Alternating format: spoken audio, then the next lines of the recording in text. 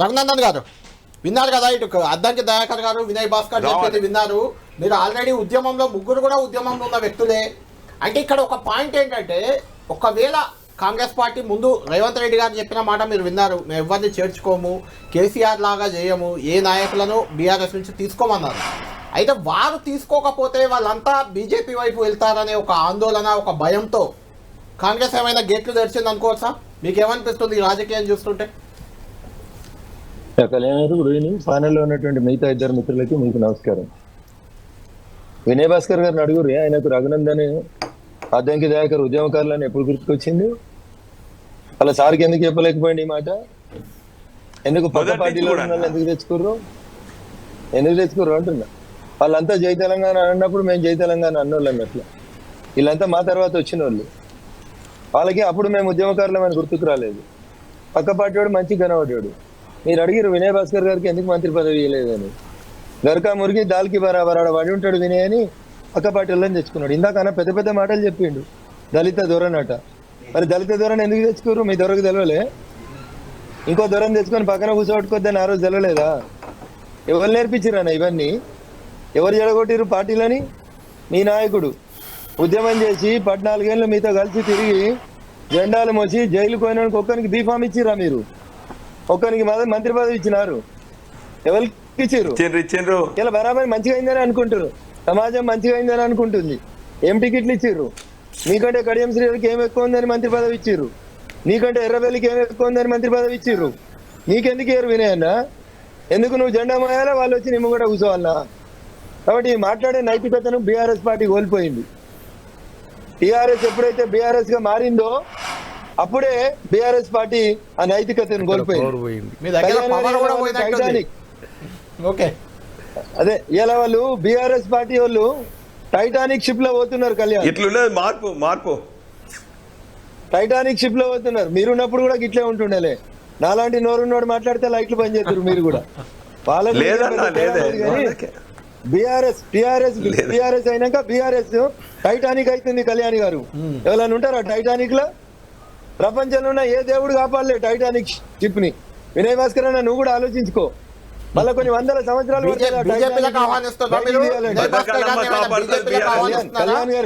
కళ్యాణ్ గారు చర్చ అది కాదు. రఘునందన్ రావు 2013లో మొదటిసారి చెప్పిండు, కేసీఆర్ గారు మీరు ఇలా ఎంకరేజ్ చేస్తున్నటువంటి ఈ ఫిరాయింపుదారులు రేపు ఫిరంగులు అవుతారు సారు, నీ కొంప కూలుస్తారు అని చెప్పినాం. అర్థం కాలేదు సార్కి. ఆ ఫిరాయింపుదారులే ఇవాళ ఒక్కొక్క ఫిరంగి అయి పేలుతా ఉన్నారు. మొట్టమొదట డిక్లేర్ చేసినటువంటి ఎంపీ అభ్యర్థి దగ్గర నుంచి మొదలుకుంటే లాస్ట్ కు డిక్లేర్ చేసినటువంటి ఎంపీ అభ్యర్థి దాకా అందరు కూడా ఒకటే మాట చెప్తున్నారు. కళ్యాణ్ గారు, హరీష్ గారు గొప్పగా మాట చెప్తుండే, కాంగ్రెస్ ప్రభుత్వంలో నేను రాను బిడ్డో సర్కారు దవాఖాన కానీ అందరు వారిపోదురట. ఇవాళ బీఆర్ఎస్ వాళ్ళకి ఆ ఫార్ములా అర్థమైతే లేదు. నేను రాను సారు, నీ కారుకు రాను సారు, కారు షెడ్డుకు పోలే సారు, కారు టైటానిక్ షిప్ అవుతుందని చెప్తున్నారు. రంజిత్ రెడ్డి గారిని మొట్టమొదట డిక్లేర్ చేసిర్రు. ఆ నుంచి మొదలుకుంటే సోదరి కావ్య దాకా ఒక్కరికి కూడా నాయకుడి మీద విశ్వాసం లేదు. ఎందుకు? మీరు అమ్ముకున్నారు, డబ్బులు సంపాదించుకున్నారు, కార్యకర్తలు జైలుకు పోయిన వాళ్ళని వదిలేసిరు. ఈ రోజు కూడా 2019 పార్లమెంట్ ఎన్నికల్లో మీరు పచ్చగా ఉన్న రోజు మొత్తం ఎంపీ టికెట్లు పైసలు ఉన్న వాళ్ళకే ఇచ్చిర్రు. మీరు చేసిన తప్పులు ఇలా మీకు బూమరంగా వస్తున్నాయి. జనం ఏమనుకుంటారంటే మంచిగా అయింది అనుకుంటున్నారు. నిజంగా చెప్తున్నా వినయ్ భాస్కర్ అన్న, కోపంతో చెప్తలేను. 2001 ఏప్రిల్ 27 జలదూషానికి సున్నం వేసినట్టుగా చెప్తున్నా. మీకు ఇది కావాల్సిందే. హరీష్ రావు గారు అంటారు ఎంత అన్యాయం చెప్తుండు కడియం శ్రీహరి. ఏమన్నా ఉందా? నేను యాద చేస్తా వినయన, నీకు ఇదే ఉప ముఖ్యమంత్రి రాజయ్య గారు రిజైన్ చేసినప్పుడు మనం అందరం కలిసి తిరుగుతుంటే ఓ రోజు కడియం శ్రీహరి గారు అన్నారు, వాడు ఎవడో సిద్దిపేటకెళ్ళి వచ్చిండు, నా ఖాళీ గోటికి సమానం కాదు అన్నాడు. ఆయన తీసుకొచ్చి మీరు ఉప ముఖ్యమంత్రిని చేసిర్రు. ఆ రోజు యాదికి రాలే ఇది అన్యాయమని? వినయ్ భాస్కర్ కు మంత్రి పదవి ఇవ్వకపోవడం అన్యాయమని ఆ రోజు గుర్తుకు రాలే? కేటీఆర్ కు మంత్రి పదవి ఇస్తారు, హరీష్ రావుకు మంత్రి పదవి ఇస్తారు, తడ్డకుని కొడుక్కి ఎంపీలు ఇస్తారు, తచ్చిన శ్రీకాంత్ చారి తల్లికి కనీసం ఎమ్మెల్సీ ఇవ్వలే. ఇవాళ నీకు దయాకర్ ఉద్యమకారుడు అని యాదికి వచ్చిన అది ఏం చెప్పదలుచుకున్నారు మీరు? ఉద్యమకారుల ఉసురు దాక్కుతుంది మీకు. 1200 కుటుంబాలు మౌనంగా తలపెట్టుకొని ఏడుస్తున్నాయి. తెలంగాణ పల్లెటూళ్ళలో సామెత చెప్తారు, తల్లి ఇంటికి పోయి తలపెట్టుకొని ఏడిస్తే ఆ ఉసురు ఎవరికి దాకాలో మనకి బరాబరి దాకుతుందని చెప్తారు వినయ్ భాస్కర్ అన్న. ఇది తెలంగాణ ఉద్యమకారుల కంఠ శోష. ఇయ్యాల వినయ్ భాస్కర్ గారు, ఇయ్యాల మా మెదక్ ఎంపీ సీటు వేరే జిల్లాకి అమ్ముకున్నారు. ఎట్లా అమ్ముతావు సార్, ఎట్లా అమ్ముతావు అంటున్నా? తెలంగాణ ఉద్యమం పుట్టిన మెదక్ జిల్లాలో నీకు బీఫామ్ ఇచ్చినందుకు ఎవరు లేడు.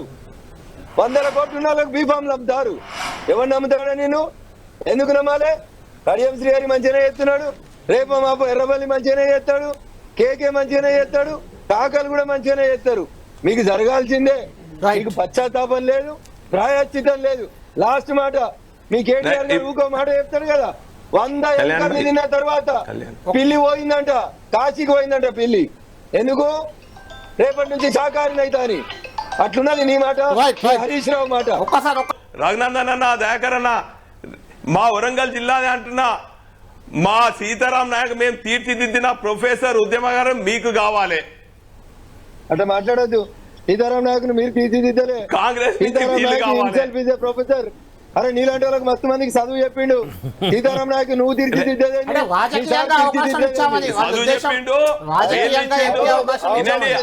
మీరు అన్నారు పైసలు కమ్మిందని.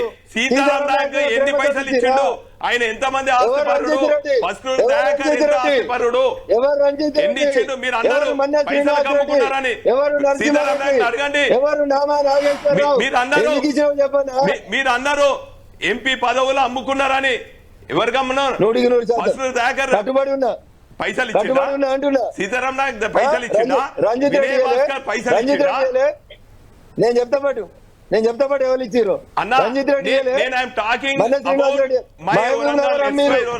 మహబూబ్ నగర్ అమ్మిర్రు, నల్గొండ అమ్మిర్రు,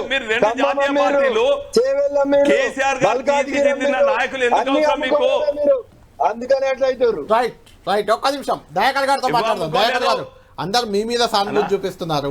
మీరు ఉద్యమంలో ఉన్నారు, మీకేం వస్తలేవు. ఇలాంటి వాళ్ళందరినీ తీసుకుంటున్నారు.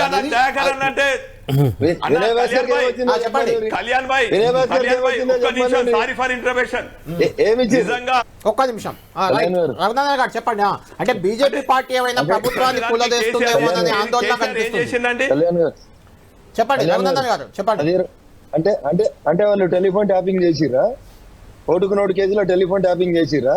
అది 2015 గురించి మాట్లాడుతారు వినయ్ భాస్కర్ గారు. 2018లో మీకు 88 మంది ఎమ్మెల్యేలు ఇచ్చారు కదా, అప్పుడు ఎందుకు తీసుకున్నారు మళ్ళీ 12 మంది కాంగ్రెస్ ఎమ్మెల్యేలని?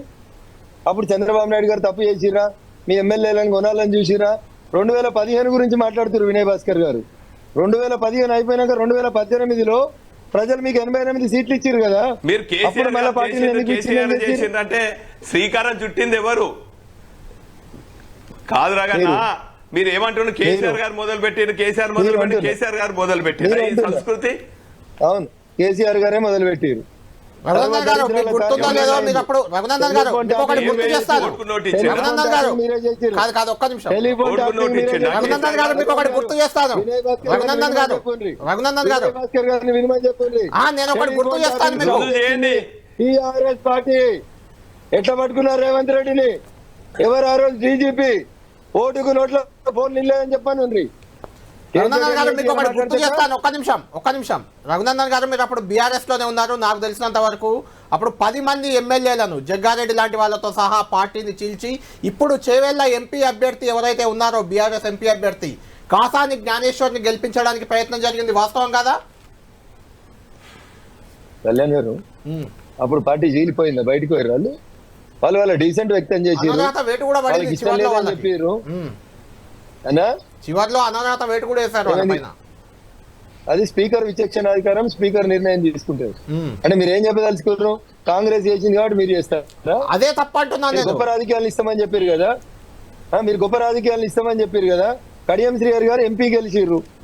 ఎంపీ గెలిస్తే ఆయన రిజైన్ చేసి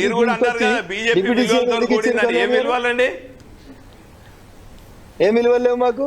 మీ లెక్క గెలిచిన సైకిల్ గుర్తు మీద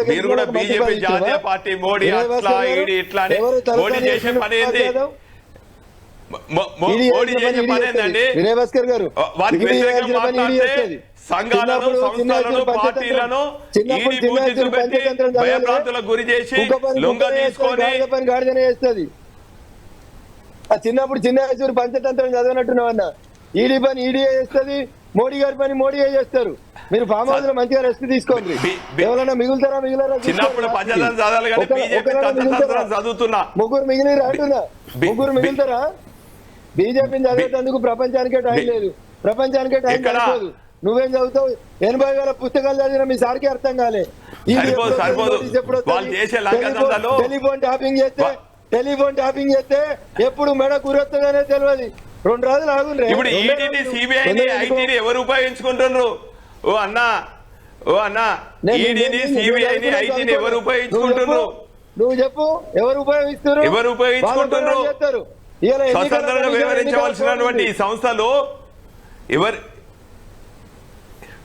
ఏం చేశారు చెప్పు జరా. ఇంకా ఆయన నేను మీరు గట్టిగా నా మీద ప్రయోగించారు.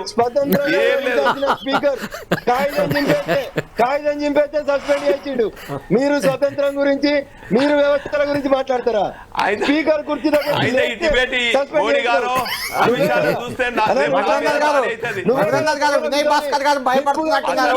గట్టిగా మాట్లాడిన వాళ్ళ మీద పక్కన ఉన్నది వారొక పక్కన అనుభవించాల్సిందే. వినయ్ భాస్కర్ గారు చేసుకున్నోడికి చేసుకున్నంత అనుభవించాల్సిందే. నువ్వే మైక్ కట్ చేతురు, అనుభవించురు. మంచిగా అయింది మీకు. తెలంగాణ సమాజం కూడా సపోర్ట్ కొట్టింది. ఒక్కరు కూడా పాపం అంటలేరు మిమ్మల్ని. నువ్వే కదన్నా విప్పుకోండి. అసెంబ్లీలో మన నోర్లు నొక్కుదు కదా, ప్రతిపక్షాలని మాట్లాడలేకపోదు కదా. ఎవరైనా మాట్లాడించావా మమ్మల్ని? కరెక్ట్ 3 నిమిషాలు మాట్లాడితే కొట్టాలి, కిందికి స్లిప్ తీసుకుపోయి పైన ఇవ్వాలి. ఇదే కదన్నా మీరు చేసింది. మొత్తానికి వినయ్ భాస్కర్ గారు భయపడుతున్నారా? మీరు గట్టిగా మాట్లాడితే ఇటు పోలీసులు, అటు ఈడీఓ, ఐటీఓ మీ మీదకి వస్తున్నది భయం ఉందా? వాళ్ళు తప్పు చేయకపోతే ఎందుకు పోతారు? కళ్యాణ్ గారు మీరు కూడా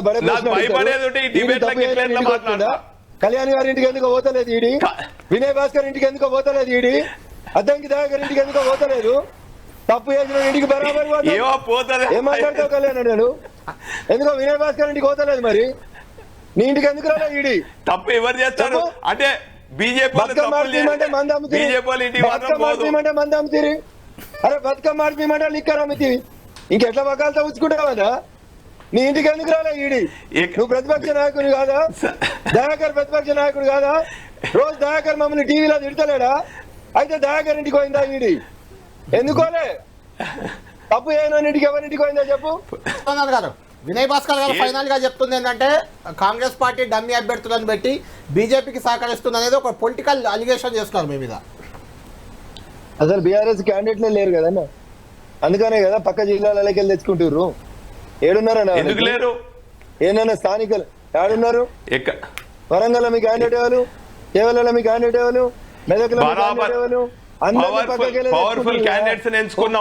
ఒక్కరు గెలిచోలేరు అన్నా, ఒక్కరు కూడా గెలిచోలేరు. బీఆర్ఎస్ ఇస్ నౌ అన్నా నుండి మునిగిపోకన్నా. టైటానిక్ పడవలు ఉంటే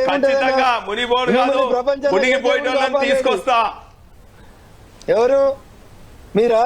రేపు నువ్వు మునిగిపోతున్నా కూడా నీకు చెయ్యి అందిస్తా. ఎన్ని రోజులకు తెలియదు సింపతి ఉన్నదన్నా, కలిసి పని చేసినావు. అదే మీరు అందరికి చెయ్యిచ్చారు కాబట్టి ఇలా మీ నెత్తి మీద చెయ్యి పెడుతుర్రన్నా.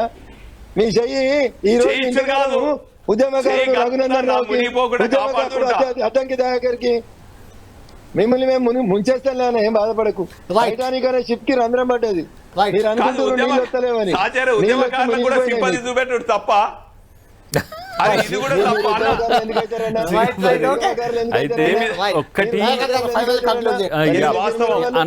కళ్యాణ్ ఒక మాట్లాడుగుర్రి.